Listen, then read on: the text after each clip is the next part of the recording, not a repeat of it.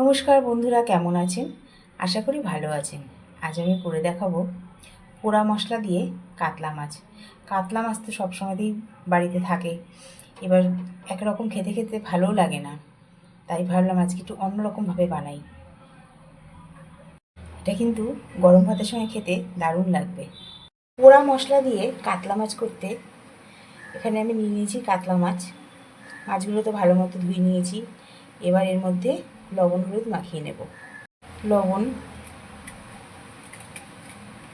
হলুদ, মাছগুলোকে লবণ হলুদ মাখিয়ে নিয়েছি। এবার 10-15 মিনিট রেখে দেবো। মাছটা তো লবণ হলুদ মাখানো আছে, ততক্ষণে আমি এই যে রসুন, কাঁচা লঙ্কা, টমেটো, পেঁয়াজ এগুলোকে একটু পুড়িয়ে নেব। একটা তাওয়ার মধ্যে বসিয়ে নিয়েছি, এবার এগুলো একটু পুড়িয়ে নেব। আমার রেডি হয়ে গেছে। এই যে সব গাগুলো একটু একটু পুড়ে গেছে। এবার এগুলোকে মিক্সার মেশিনে একসঙ্গে পেস্ট করে নেব।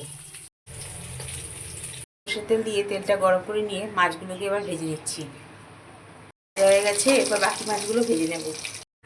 মাছ ভাজা হয়ে গেছে, ওই তেলে দিয়ে দিচ্ছি কালো জিরে ফোড়ন। এবার দিয়ে দিচ্ছি ওই যে মশলাগুলোকে পুড়িয়ে নিয়েছিলাম, সেই মশলাগুলোকে একসাথে পেস্ট করে দিয়ে দিলাম। হলুদ গুঁড়ো দিয়ে দিলাম, জিরের গুঁড়ো দিয়ে দিলাম, লবণ।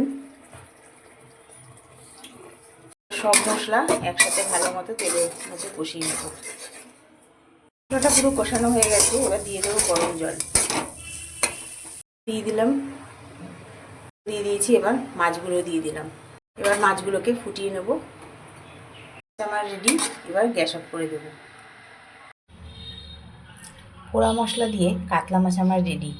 আর আমার এই রেসিপিটা যদি ভালো লেগে থাকে তাহলে একটি লাইক, কমেন্ট, শেয়ার এবং আমার চ্যানেল মনের ইচ্ছেকে সাবস্ক্রাইব করার অনুরোধ রইল।